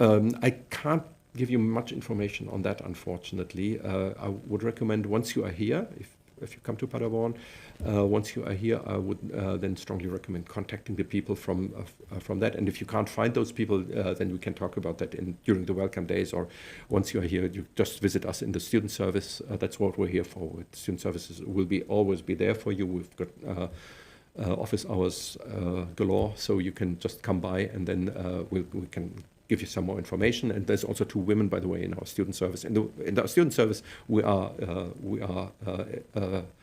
have parity, so there's 2 men and 2 women in the student service. So we've managed to have a good quota there, and I'm really happy about that. And that's a good thing, I think. German language is not a requirement to do a PhD, quite to the contrary. We have quite a lot of people, in fact, coming to do their PhD after they have done their master's somewhere around the world. Some people from Brazil, some people from China, some people from India, from the US. So people from everywhere who don't know a single word in German when they come here for the PhD, from Iran, from several countries around the world. So no problem at all. No, you really, this PhD without a single word of German is fine. Again, we strongly recommend, and we also offer, because when you do a PhD in Germany, that's also something quite different from what you may be used to from many other countries. Because in many other countries, as a PhD, you're still considered a student, PhD student, and technically in a way you are, but usually in Germany, at least in computer science, not true for all subjects, but at least in computer science, usually you have a full-time job at the university. And as part of your full-time job at the university, you can do your PhD. So kind of like a certain percentage, depending on the kind of job that you get at the university, a certain percentage of your working time every week is set aside for your personal qualification to become to do your PhD. So that's quite different. So your PhD position is something where you can make quite good money. So it's you won't get rich there, but it's plenty for sustaining your life here, and even setting some money aside for nice things. So no problem at all. So that's also quite different. And but and as part of your job, by the way, even during your working time, you will also be able to take German language courses then, for example. That's also something you can do. And even if you speak already do speak some German, then you will be put in a higher level German language course so that you can improve your German. Because we are very much interested, of course, in that you are then able also to communicate to our German students, maybe in German, because maybe you will be as part of your job, you might then at some point in time give a tutorial in one of our bachelor courses, which will be held in German. And depends very much, of course, only if you can speak German by that point in time, of course. But that's why we also have an interest in you learning German if you do your PhD here with us. All right. How theory heavy versus practical is the Master's CS program? Again, that depends very much on which kind of courses you pick. And I would strongly recommend reading those module descriptions from the module handbook then, because there's the whole range is available. Just so you can do completely theoretical things. I think if you go into quantum computing, for example, they're mainly doing theory because there's no such thing as a real quantum computer, which does something serious at least. So of course there's certain quantum systems, but which are kind of doing a factorization of two prime numbers of a prime number in the two-digit area or something like that. But that's not really something serious, I would say. If you go into that field, like quantum computation, for example, or complexity theory, or post-quantum cryptography, for example, is a course that we have. I think that's absolutely interesting. I have no clue about it. I don't know anything about quantum computing, to be honest. But if I was a student, now, as you can see, I'm pretty old already. But if I was younger and I was studying right now, I think I would at least take at least one course in quantum computing because I at least would want to know what it's all about.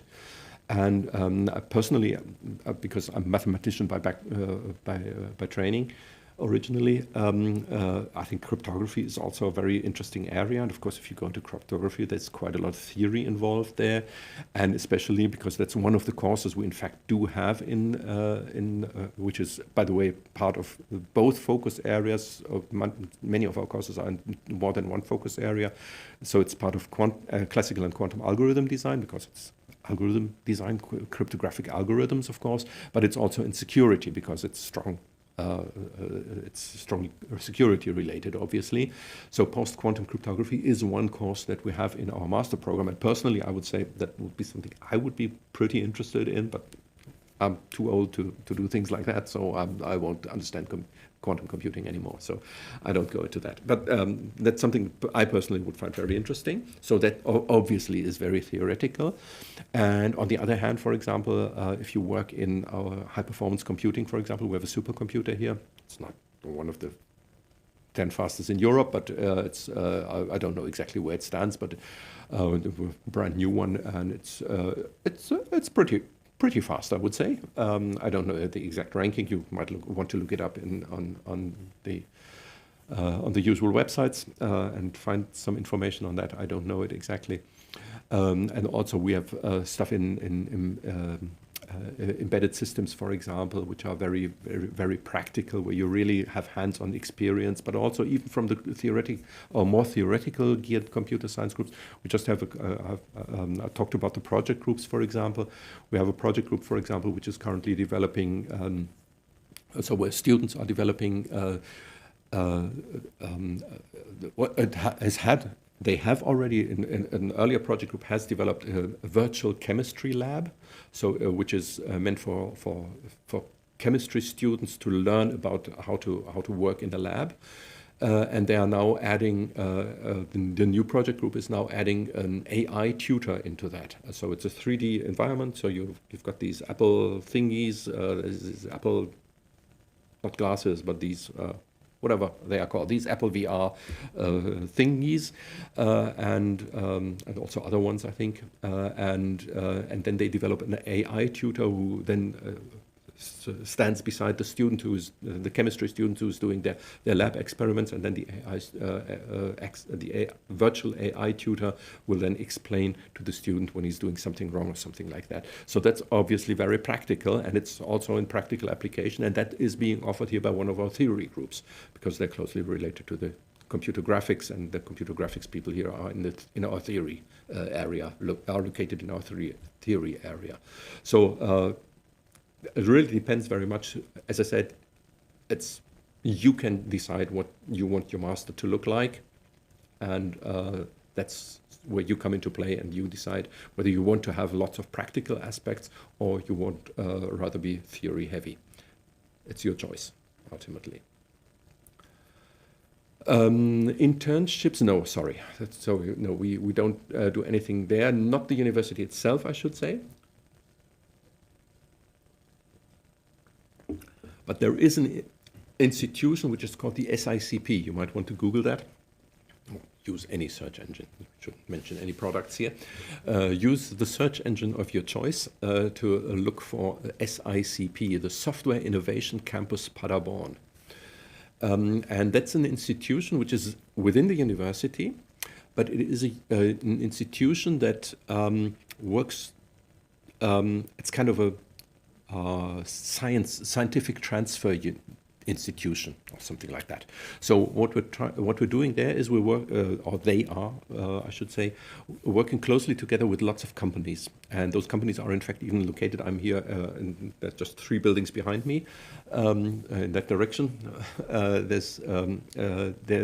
They are located there, and they're not alone in those buildings, but there's also the research facilities of several companies from the area. We have lots of small and medium-sized and even larger companies in the area here, where you can also find student jobs, and you can find student jobs as well as internships through the SICP at many of those companies, because they work together with like 40 or 50 different companies in the area. That's one opportunity. Another opportunity would be the Fraunhofer Institute, which is 2 buildings behind me here. So they are also, Fraunhofer is one of the major research, federal research institutions in Germany. And they are also working together. They're kind of doing also transfer from scientific results into the practical field in companies.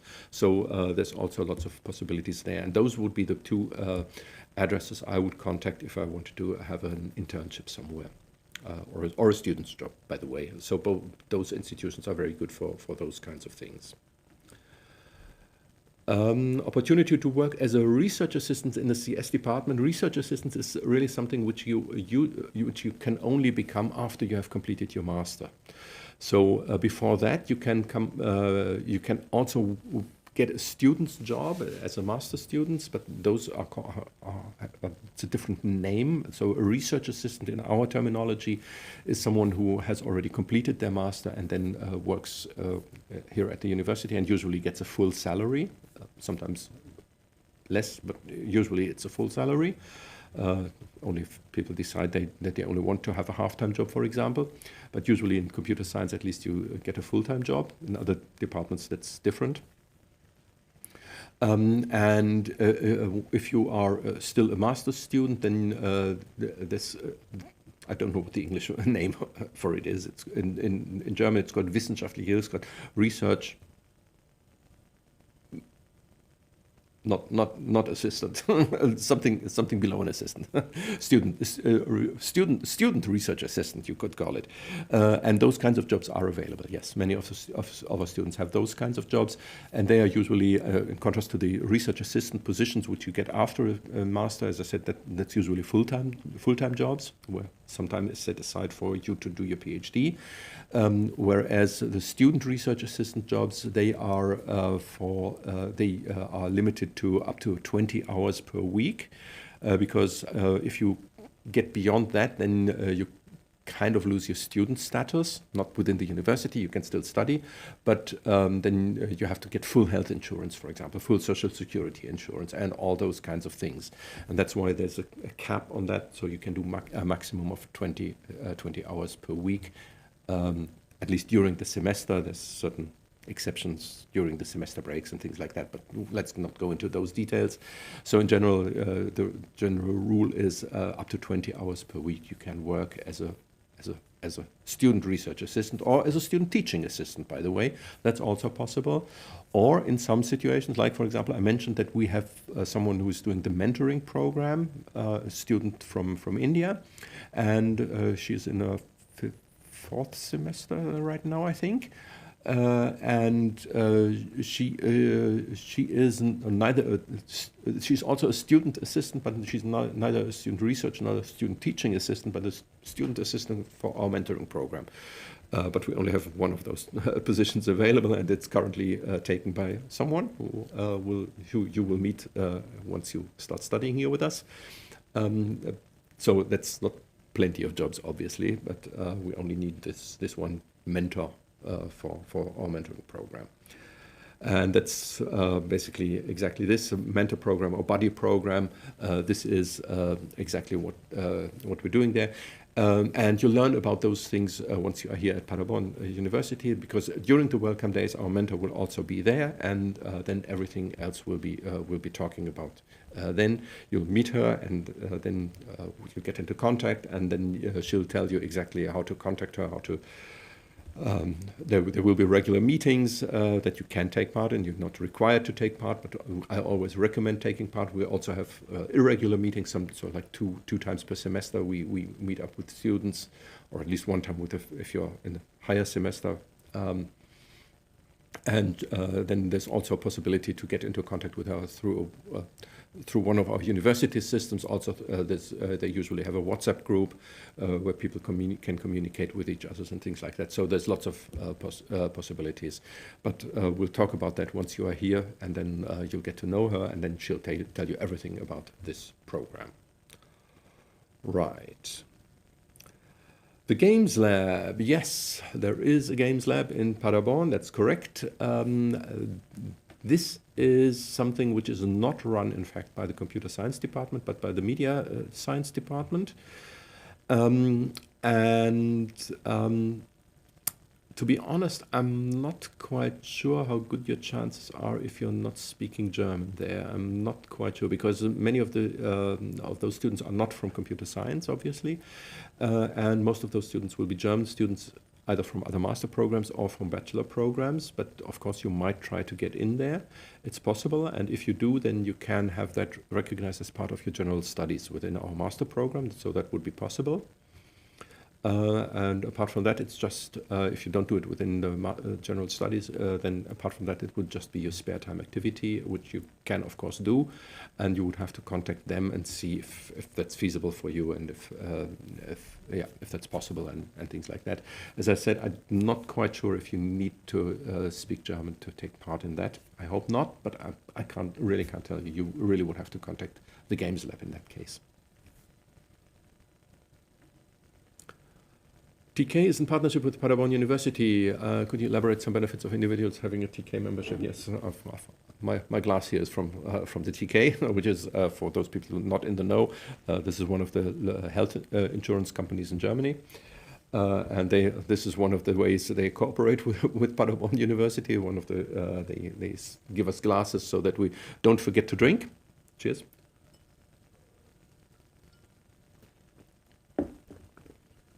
One of the benefits for individuals. Apart from that, in fact, I really don't know, because I'm not a student myself, and so I don't know what kind of benefits they offer. I think usually that should be something like information events, and maybe they do some health checkups or things like that. But I really don't know, to be honest. Never taken part in any of those, and that's of course because I'm not a student. So I'm sorry that I can't give any information on those things here. Sorry. All right. So I guess I'm very happy that I had so many questions. This is a rare thing. I'm always happy to get many questions, because it's much more interesting than just talking to a camera. Oh, I'm only talking to a camera, of course, all of the time. But at least there is some kind of interaction here, and this is always something that I like very much, because then I know that at least someone is interested in what I'm saying. Otherwise, I don't know if anything is going on, or if people are just not there, even if they're there. All right. This, don't quite understand what you're trying to say. Then some research I noticed about courses. You noticed what exactly about courses? About our courses, or something about the TK things, that they offer some courses or something like that, or don't know. Maybe you can elaborate on that for a moment. But apart from that, I would like to wrap things up for today. We can still answer that thing if there's something you still want to put in the comments. But apart from that, I'd like to wrap it up for tonight, because we've already been here for close to 2 hours, which is almost record-breaking, which is absolutely nice. I like it. I'm very happy that we've got so many questions. Oh, there's one more question there coming in. But as I said, we'll repeat these things. There will be another possibility to ask more questions in 4 weeks from now. I'll come to that in a moment when I'm wrapping up. So what does a typical weekly schedule of a CS master student who is taking 5 courses look like? Classes 5 days a week. I already mentioned that earlier as well, but maybe you weren't there at that point in time, so no problem here. It depends. So because you pick your courses, you can try to pick courses in a way whether it makes sense. It's something that you need to decide. You might want to, if you really want to have 1 day off, then that might be one of the criteria how you pick your courses, because there's, as I said, there's no mandatory courses, so you can put your pick courses in a way that, like for example, you have always the Friday, for example, or the Monday or whatever is your day off, or maybe even sometime in the middle of the week. But probably Monday and Friday are the easiest days to get to have a day off, because so they are not that popular with many of our students, and also not that popular with many of our lecturers. So it might well be that there's less lectures in particular on a Friday. And so if you pick your courses in a way that you only have classes on the other days, then you're good to go, of course. But that depends very much. But if there is if you really pick just according to your interests, and then it might happen that courses spread out over all of the week.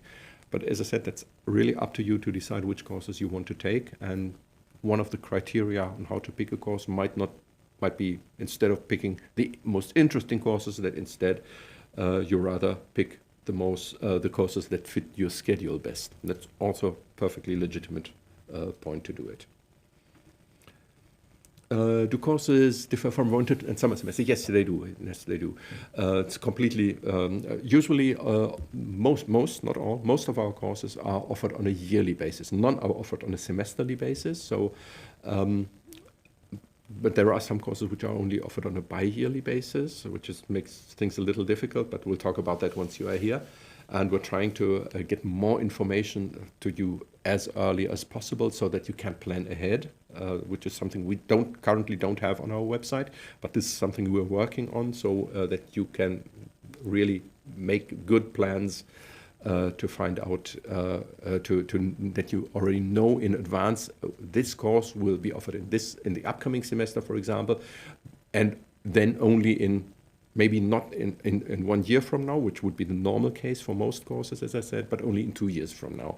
And then you might decide, all right, I'll rather take that course here because I don't know if I still want to be here in 2 years from now. Or maybe you decide, well, I'm taking my time with my master program anyway, so it's no problem if the course is only in 2 years from now, and then you'll not pick the course in this semester, for example. That's up to you then.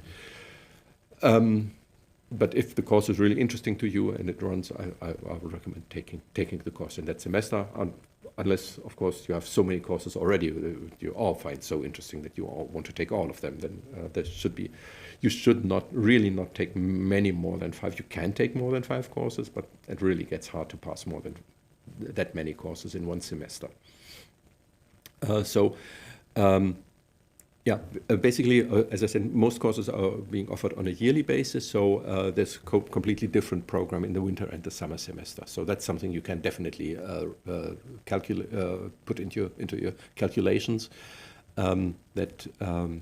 Which also means, of course, that we have quite a large program, because from those 5 focus areas, there will always be 2 to 4 courses from each area in each semester, which basically means you have, over the year, you usually have like 6 to 8 or maybe even more courses that you can choose from. So quite a good number of courses that you can take. As I said, you only need to take 9 in total. You can take more than 9, but 9 is the minimum you need to pass to get your master's degree done. How challenging are exams for international students in the first semester? This is something you need to ask our other students.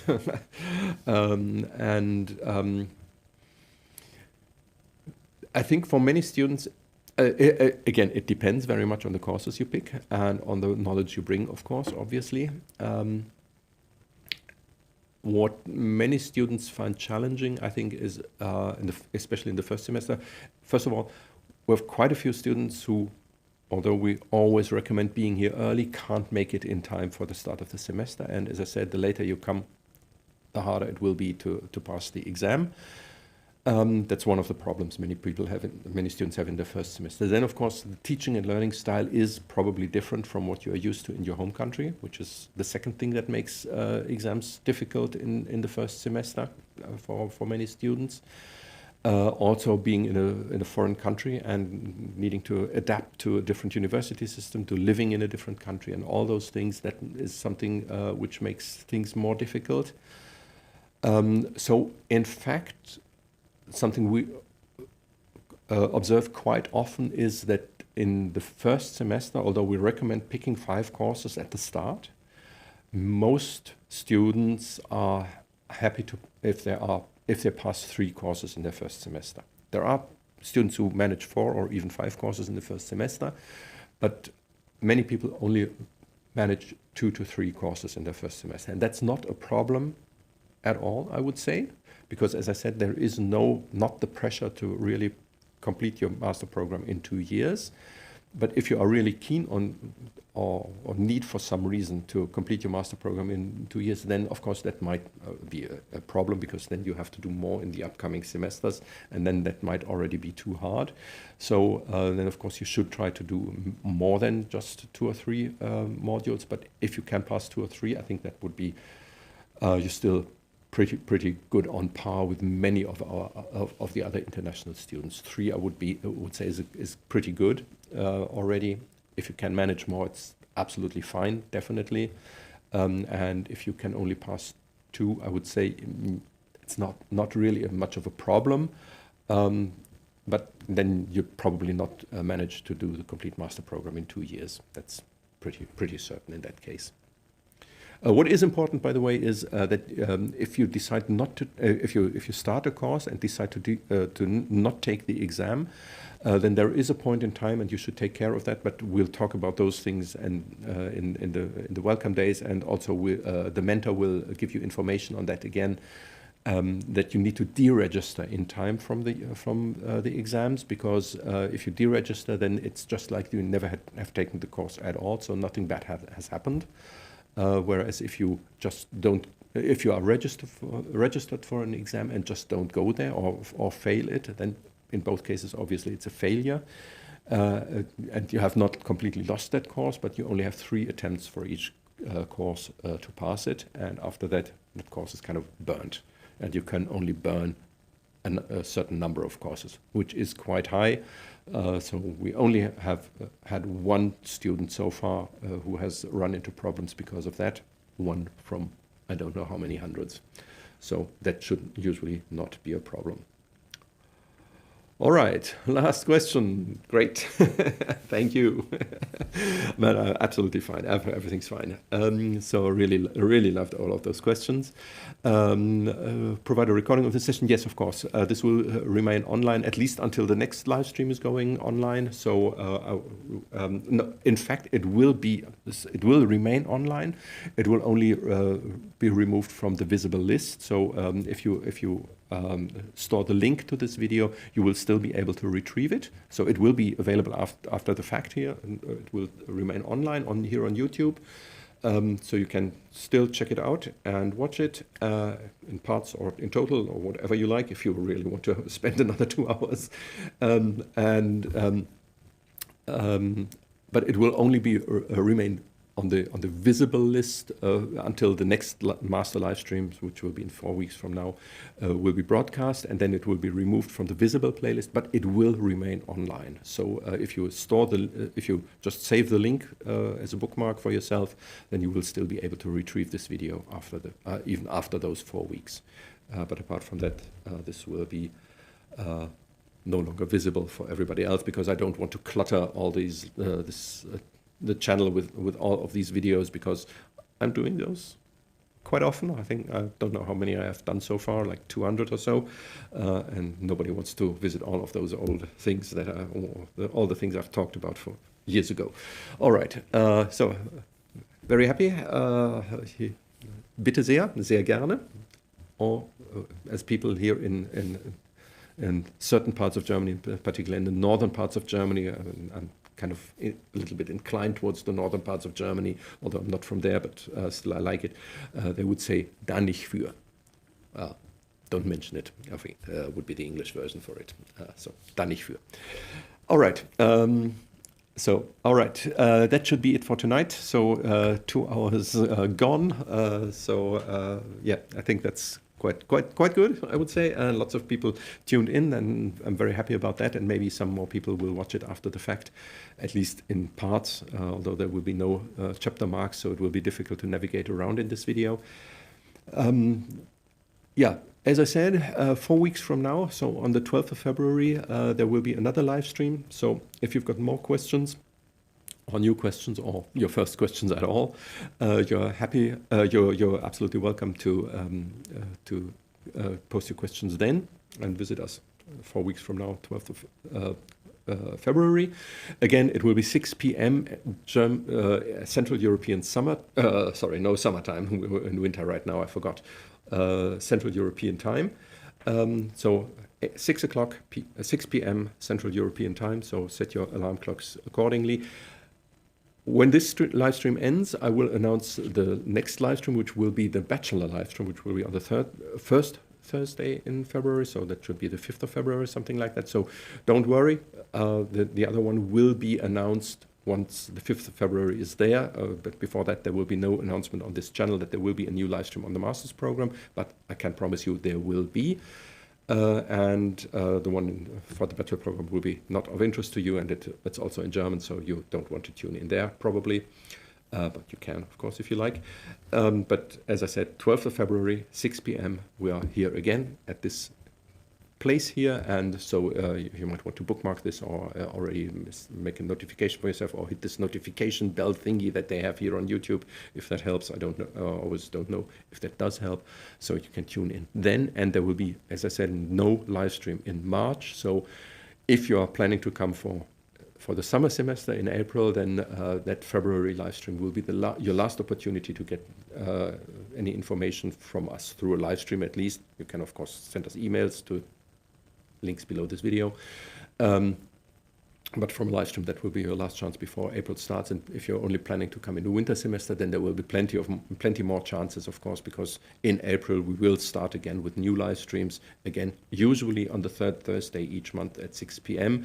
From April onwards, it will then be Central European summertime, so that might be an hour different depending on whether your country goes into summertime as well, or if it doesn't. All right. Last thing, really last question I'm going to address for tonight, and then I'm really done. Not sure about your arrival for the Welcome Day session because of visa appointments. Yes, that's one of the problems. I know the session will get recorded. No, unfortunately not, because this is really something we are doing in. It's a real live event, and there will be lots of students there, and there's also it's a very interactive session, so it's not just presentations that we are giving, but lots of discussion also going on, and so that's something we simply can't record. It doesn't make any sense to do any recordings of that. So for all those things, I would strongly recommend, if you can't make it for the Welcome Days, contact us as soon as you arrive in Paderborn, and then you just send an email to, as I said, below this video, there's the study service. the first link below this video, and there's an email address, the first email address that's mentioned on that website. Just send an email there as soon as you arrive in Paderborn, exactly on the day you are here, or once you've got your jet lag cured. Send us an email, and then we'll forward that to our mentor, and our mentor, then she will contact you and then may arrange a personal meeting with you and basically do your personal welcome day with you. So of course, you will miss some things, like, for example, the social event that we will have on the first day of the 2 welcome days, which is nice, by the way, which is always a very nice thing, because people get into contact and discuss things with each other and get to know each other. And so it's a really nice event, also in a nice location outside the university. And that's, of course, something you will miss. But apart from that, as I said, the information, our mentor will also bring that over to you, and then you'll receive your personal welcome day, or probably, because you probably won't be the only person who will not be there for the welcome days. Still, recommendation is try to be there for the welcome days, but if you really can't, and then you'll probably not be the only one, and then we might put together a small group and then make another small welcome day event for you, so that you don't miss out on all the important information. So we'll definitely make sure that you can get all the important information. What is important, however, is that you contact us as soon as you are here, because otherwise we won't know that you are here, and then we can't give any information to you, of course, obviously. So just make sure that once you are here, just contact us. All right, so that's it for tonight, and maybe I'll see you again on 12th of February, 6 p.m. at this place here. And until then, stay safe, stay healthy, and have a good time. And maybe I'll see you on 12th of February, or in April, or maybe in October. See you then. Bye-bye.